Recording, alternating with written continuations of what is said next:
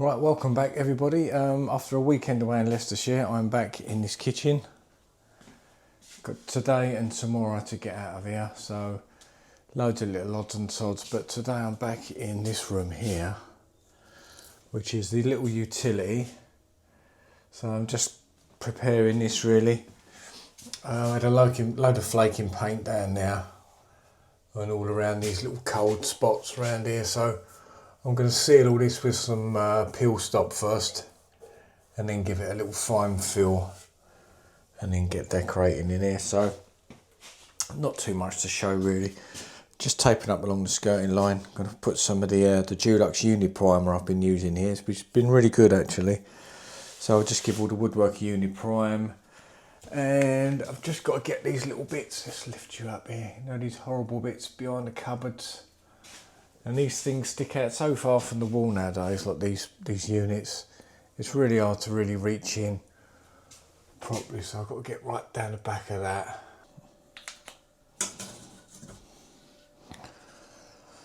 So I'm going to use a peel stop now, and hopefully that will stop all this coming back in the future.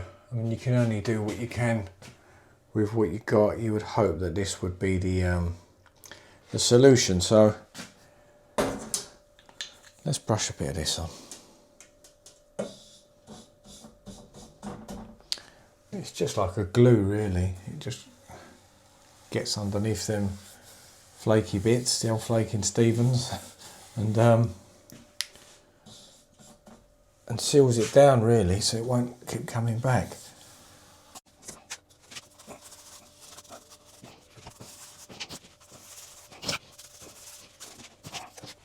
And I think the important thing is when you're using this peel stop, don't just sort of lightly skim across it and think that that's doing it. Really push it in all directions. So if there is a bit of flakiness that could be potentially lifting, you're going to try and push it under and seal that from coming back up. If you just go like that in one direction, you know, you're missing out potential to get some underneath stuff that's this way. So give it a good old push. Alright, okay. There's not a great deal I can do here because these blinds are not for coming down. I think they're all on strings that stay where they are or something like that. So I'm just going to have to try and cut around it a bit.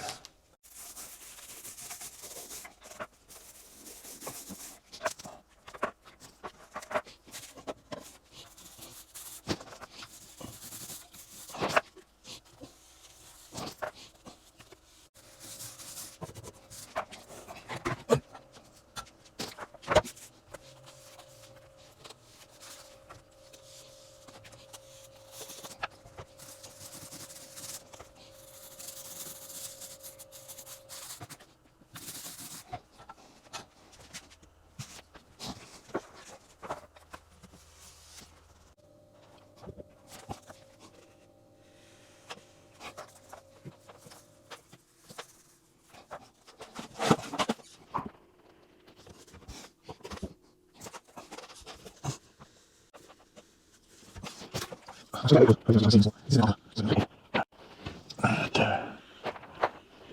ain't fucking about too much, right?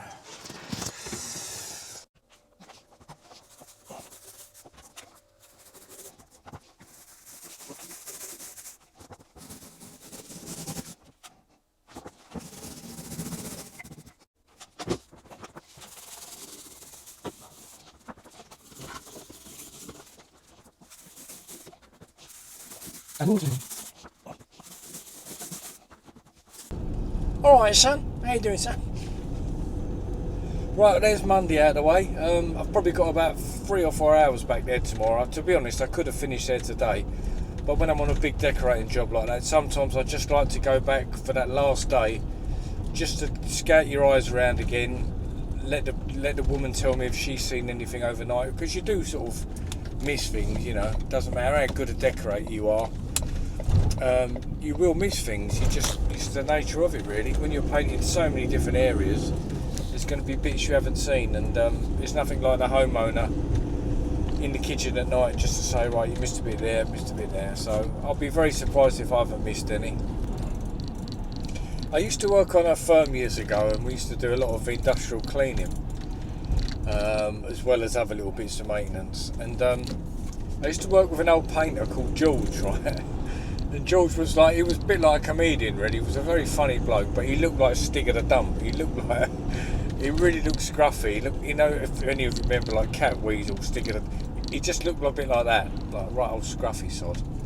But a very funny man. He could really tell a joke. And him and my mate were sent down to some old nightclub in, I think it was in West London somewhere, and they had to clear this nightclub out.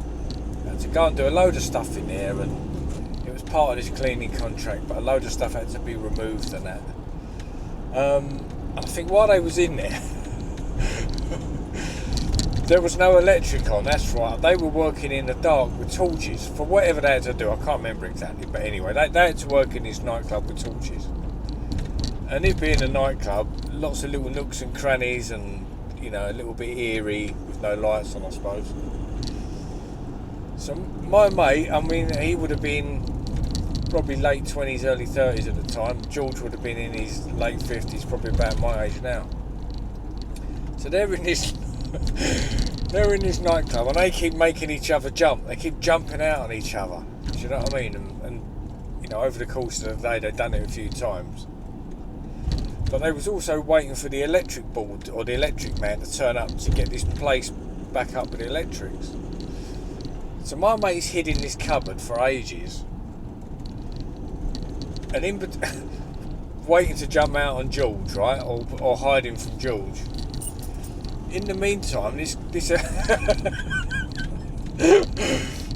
this bloke from the electric company's turned up in this nightclub, obviously pitch black. He's walking along, don't know where he is. George has heard his footsteps, thinks it's my mate Gary. So George, remember, who looks like Catweasel, has jumped out on this electric bloke, right? This electric bloke's absolutely shit himself. I think they were jumping out on each other with the torches under their face. They're like, rah! So George has jumped out on this electric bloke, shit the life out of him, had to explain himself, said, I'm really sorry mate, my other mate's in here, and we just jumping out on each other. My mate heard all this going on, and he didn't come back out of the cupboard till the electric bloke went. So all the time that electric bloke's there thinking, there's meant to be two of them, that's why he's jumped out on me. My mate never appeared, and he come out after the electric bloke had gone. Looking funny. We used to have some real good laughs years ago, and I really hope people that still work on firms are having the sort of laughs that we used to have, because them laughs, they stay in your head forever. Just brilliant stuff. Real good fun.